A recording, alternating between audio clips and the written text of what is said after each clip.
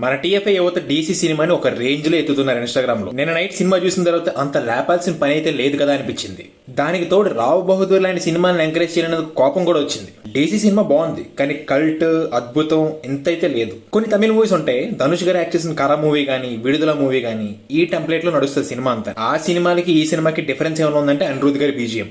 కొత్తగా ఇండస్ట్రీకి వచ్చిన ఒక మ్యూజిక్ డైరెక్టర్ కి ఛాన్స్ ఇస్తే ఫస్ట్ సినిమాకి తను ఎలా కొడతాడో ఆ రేంజ్ లో కొట్టాడు అనిరుద్ బీజం ఏ రేంజ్ లో ఉంటదంటే ఒక ఫ్లాట్ నరేషన్ ఉన్న ఈ మూవీ కూడా హిట్ టాక్ రప్పించింది జనాల నోట్లోంచి. ఒక్కటే మాటండి, అనిరుద్ గొడ్డు చాకరీ చేశాడు ఈ సినిమాకి. మూవీ చాలా ఫ్లాట్ గా వెళ్తుంటది, ఇంటర్వెల్ దగ్గర రాగా ఆఫ్ రివెంజ్ వస్తుంది, సీన్ వచ్చినప్పుడు మల్టీప్లెక్స్ లో కూడా సింగిల్ సీరియల్ అయిపోతాయి. మూవీ అయిపోయిన తర్వాత ఎండ్ కార్డ్స్ అప్పుడు బ్లడీ వ్యాలంటైన్ మ్యూజిక్ ఒకటి వస్తుంది, బీజిఎం వినడానికైనా కూడా థియేటర్కి వెళ్ళిపోవచ్చు అంటాను నేను. ఈ టెంప్లెట్ ఉన్న మూవీస్ అందరికి నచ్చకపోవచ్చు, కొంతమందికి బాగా నచ్చుతాయి, కొంతమందికి చాలా సోసోగా అనిపిస్తుంది. సినిమాకి వెళ్దామా లేదా అని ఒక కన్ఫ్యూజన్ ఉంటే కనుక మీరు ఒక మ్యూజిక్ లవర్ అయితే, మీరు ఒక బీజిఎం లవర్ అయితే కనుక ఖచ్చితంగా వెళ్ళిపోండి. ఎప్పుడు టీఎఫ్ఐ కాదు, తమిళ సినిమా ఇండస్ట్రీ కూడా బాగుండాలి.